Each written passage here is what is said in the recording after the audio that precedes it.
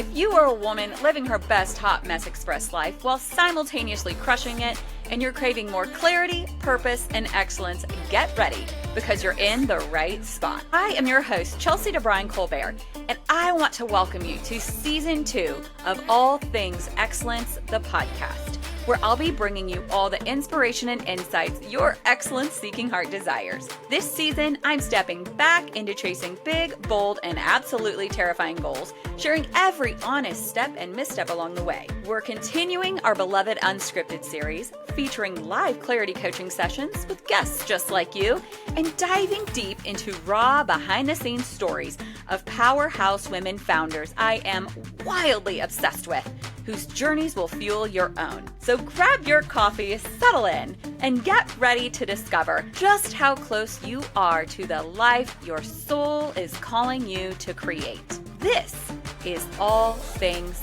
Excellence.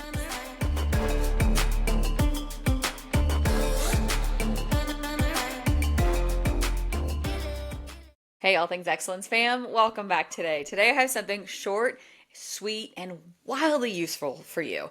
And where this is coming from is I have noticed the last 10 days specifically, all of my client sessions are revolving around how overwhelmed they're feeling in their current life. So I want to talk to you today about 6 steps to stop the overwhelm.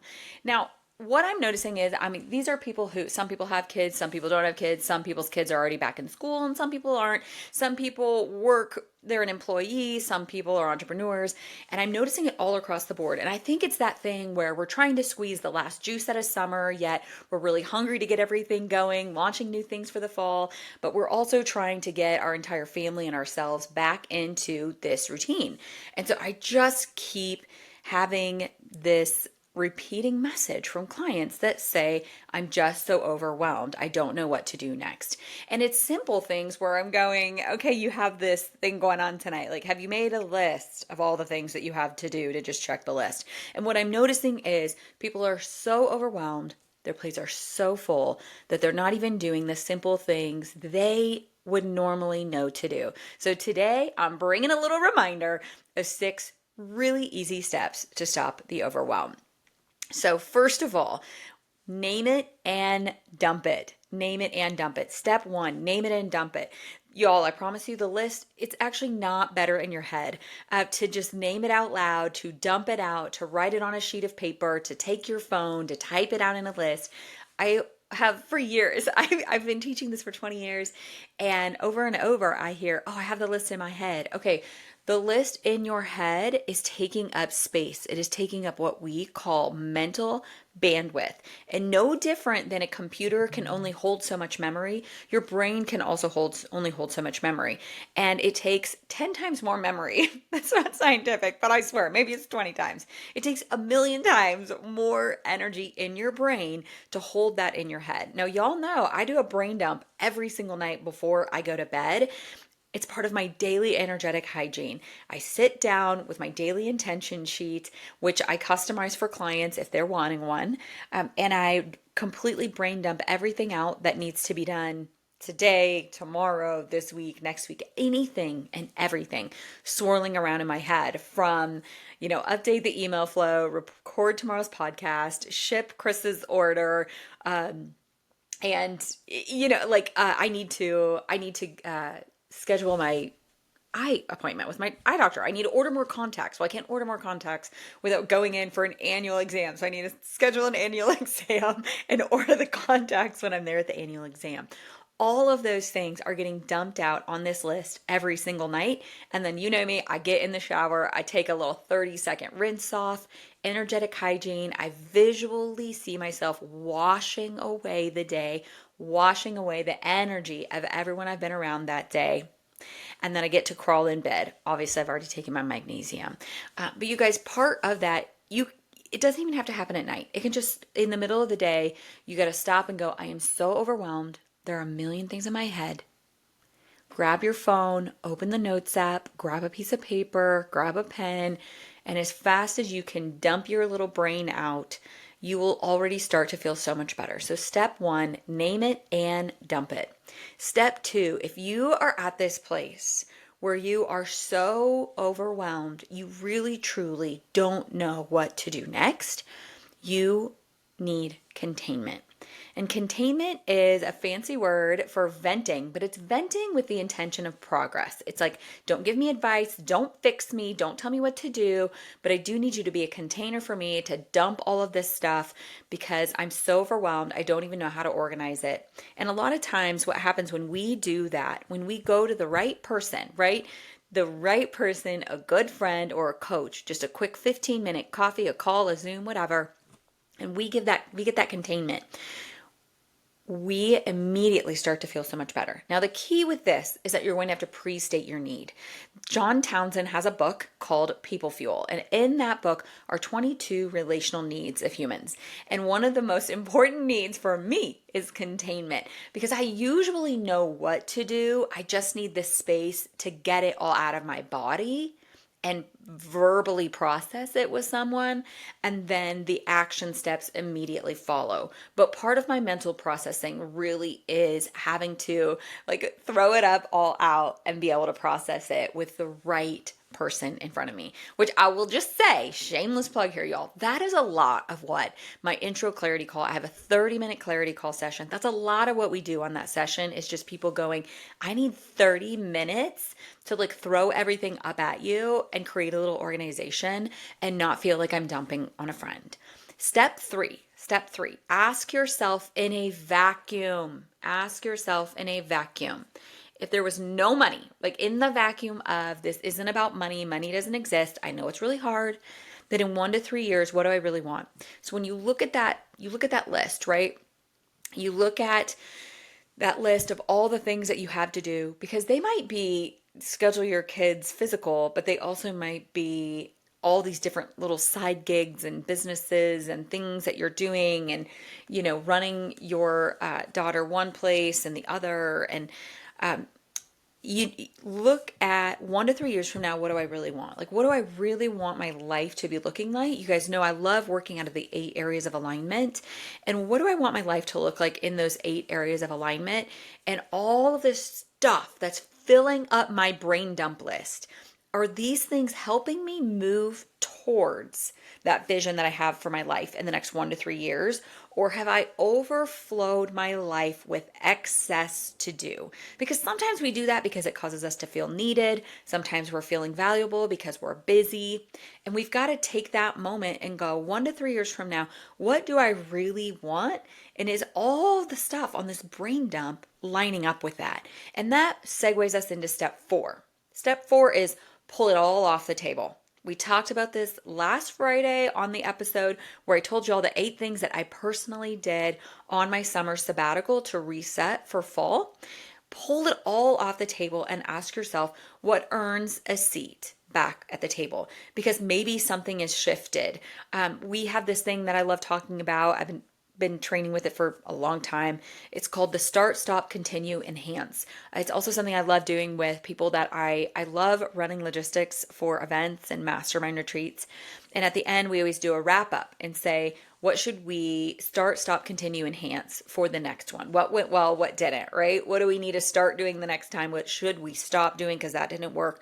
What was good, but we can enhance it and make it better? And what do we absolutely need to keep doing? So when you pull everything off the table, you can look at that and go, what do I need to start, stop, continue, enhance? What earns a seat back at the table, and what really needs to be left behind? Yesterday, I was talking to my baby brother about his daughter, Brindley, and I said, well, he said, she's doing fall ball. Ugh. And I said, gosh, this is one of those moments where I miss being around the kids the most.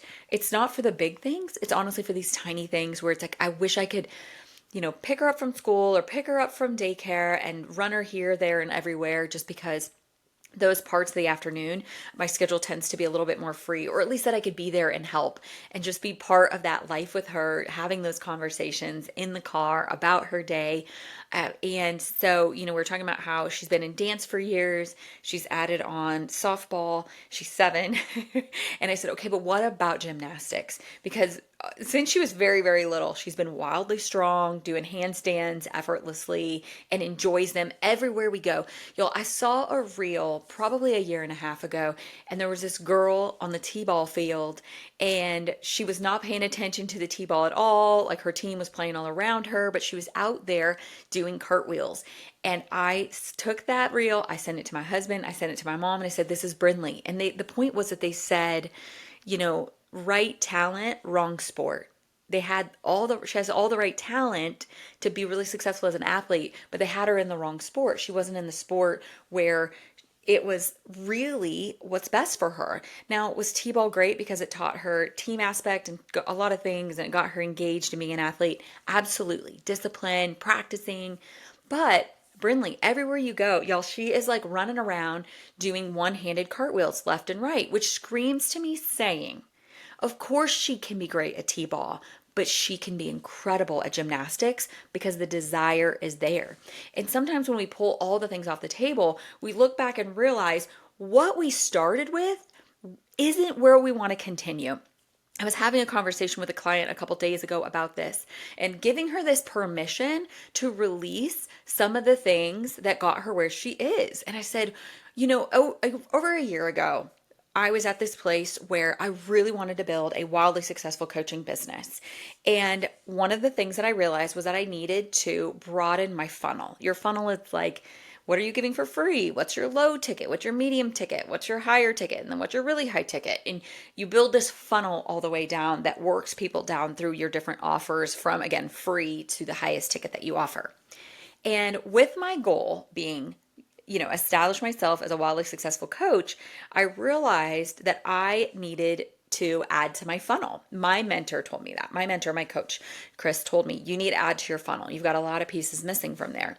And so one of the things that I realized I could easily do, because I'd created them over and over and over again in my direct sales career, would be courses. It would be so easy for me to create a course because I've been creating courses all my life. I created courses as a little kid for fun. I created courses in things like 4-H and student government and all these things to always be moving people through processes, simplifying information, creating processes, and moving people through them. I've done it all my life. I thought this is going to be so easy.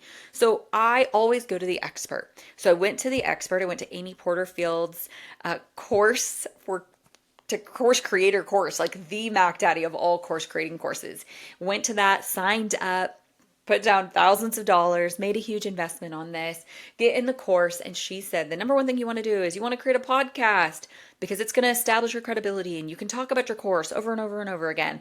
And I actually didn't even hear it. My friend Andrea, who very accidentally, we both ended up in this same course together. She heard it before I did. And I said, what? So I go to module 1. It's in module 1. I hadn't even listened to it. I was on all the lives, but I'm not really good. I'm not even, I'm terrible. I buy courses that have live Zooms attached to them. I show up to all the live Zooms, and most likely I will never watch the recorded ones. Now, I do pay people to listen to the recorded ones and summarize them, but I don't listen to the recorded ones myself. I listen to all of the live ones. And so Andrea had said, hey, this was on module 1. And I was like, what? So I ran to the module, listened to it. Sure enough, there we are. So what do I do before I get started on the course? I get started on the podcast. Now remember, at the core, my intention a year ago, literally when I signed up, was I want to grow a wildly successful coaching business. So I'm going to broaden my funnel and I'm going to create courses. Oh, okay. To have a successful course launch, I need to have a podcast. Okay, I'm going to create a podcast. Now, in doing that, it reconnected me with my little girl dream of having my own Super Soul Sunday, which is great. We don't have to be picked up by a TV channel anymore or a network. We can literally start our own with a podcast.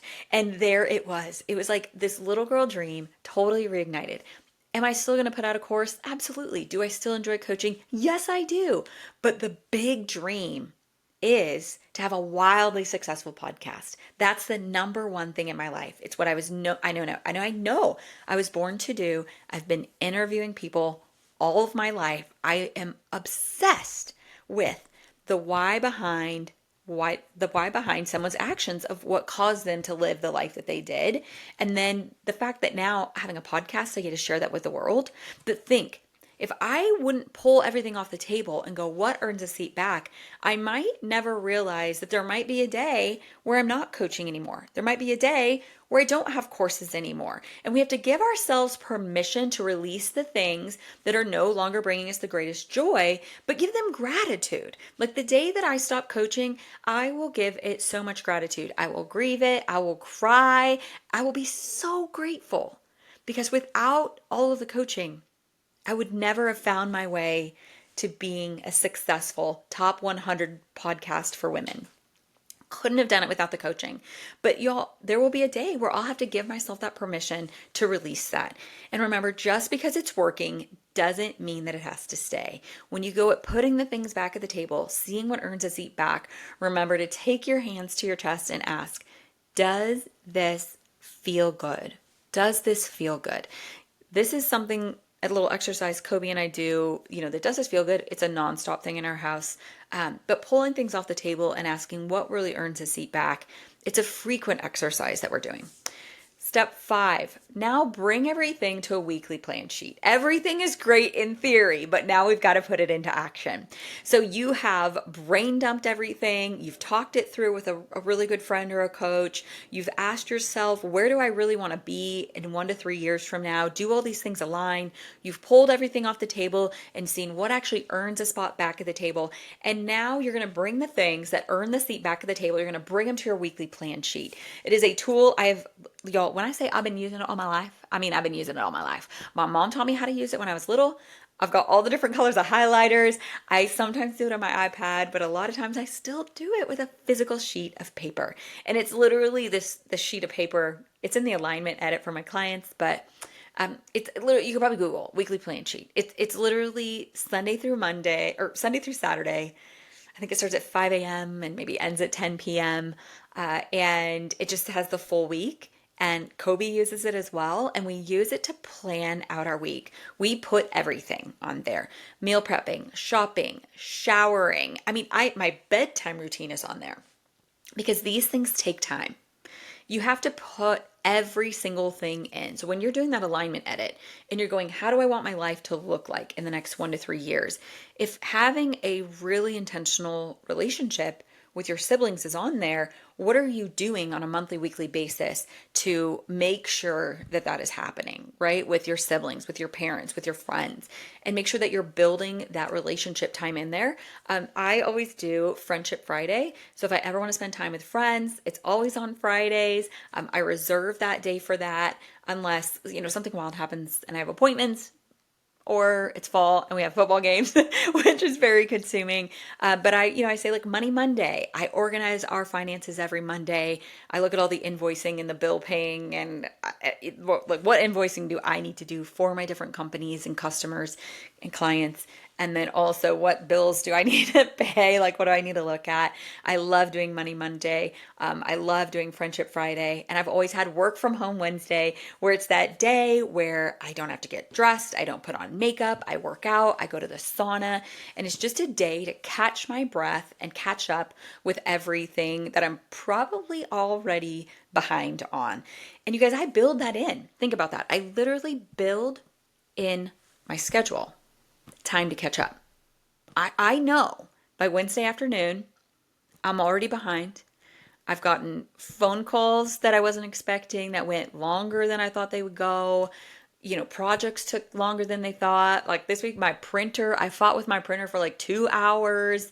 And so then I didn't have time to do other things that I thought that I would. New projects pop up and you have to look at, are these urgent or important? And unless they're urgent, if they're just important, they get shoved to Wednesday. And Wednesday afternoon is that catch-all where I really get to catch up. And so using that weekly plan sheet to get really honest with yourself about, when are you waking up?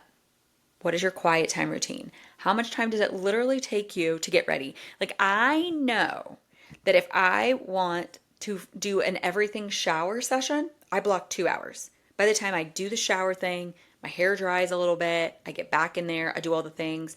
I know that a simple getting ready, even though I would love to tell myself it's 15 minutes, it's 45. It just is how it is. It's always 45 minutes. And so I build that into this weekly plan, and I get really, really grounded in reality as to how much time things actually take. I have driving to Pilates, doing Pilates, standing in the Pilates parking lot. Because if I think I'm not going to stand there and talk to my friends for 15 minutes or more, I'm lying to myself. Build it all in and do not lie to yourself. And step 6, this is the most important. The most important. Are you listening? Step 6.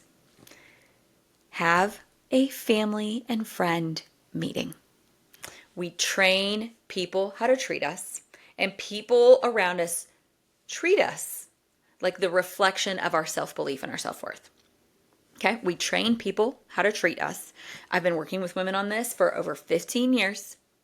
If your family is disrespecting your business or whatever thing you're wanting them to take seriously, that's a you thing. You train people how to treat you. And so oftentimes, how people are treating us is also a reflection of our internal worth, our internal value. Like how much are we believing in ourselves? How much are we valuing ourselves? And how are we energetically reflecting that back to them for them to say, I need to take this seriously. This is just a fad. This is just a joke. So having that family meeting, having that friend meeting, letting people know this is what you're doing. This is a new schedule. Like my friend Jessie, I was going to her Monday Pilates class for a long time. And then I stopped and then I went back a couple times. And earlier this week, she was like, hey, there's an opening. And I had to say like, hey man, I'm back to my regular schedule. Mondays are my get done days. Y'all know this. I kill it on Mondays and I cannot walk away from my office at 10 a.m. to get ready and not get back until 1-ish p.m., probably 1:30 by the time I actually get back, eat lunch and do all the things and really get refocused. I just can't do that on a Monday. It washes my whole entire day. Even though it is my favorite Pilates class in the world, I've got to put that first because for me, my Monday, the tone of my Monday, how seriously I take myself and my businesses on Monday dictates the flow of the entire week. And so that was me going to her and saying, hey, it was a good couple of weeks. It was really fun, just, letting things go and coming on a Monday. But I'm back to, I got my serious pants back on. And so I cannot come to the Monday sessions anymore. I'll be doing it at home, of which her of all people, she absolutely understands and totally respects. But I had to reset that because I'd laxed on that a little bit because of the season. So there y'all go. There y'all go. A quick 20 minutes of how to have 6 steps to stop the overwhelm. 1, name it and dump it. 2, schedule a coffee, a call, a Zoom, a little 15-minute session with a good friend. Make sure you state your need. Make sure you tell them, don't fix me, don't suggest. I just really need to get this out and help verbally process this. Step 3, ask yourself in a vacuum, what do I really, really want 1 to 3 years from now? What is the vision that I want for my life? Step 4, pull it all off the table and ask yourself, what earns a seat back? Step 5, you got to put it into action. Put it on a weekly plan sheet, give it a try for a couple weeks, and don't be afraid to pivot. And don't forget to get really grounded in reality of how long it actually takes you to do something. And finally, step 6, have that family and friend meeting. So everyone knows where you're going, the intention that you have, and how serious you're taking because we train people how to treat us. I want to thank y'all for jumping on, listening to these quick little 20-minute tips today. I hope it serves you well.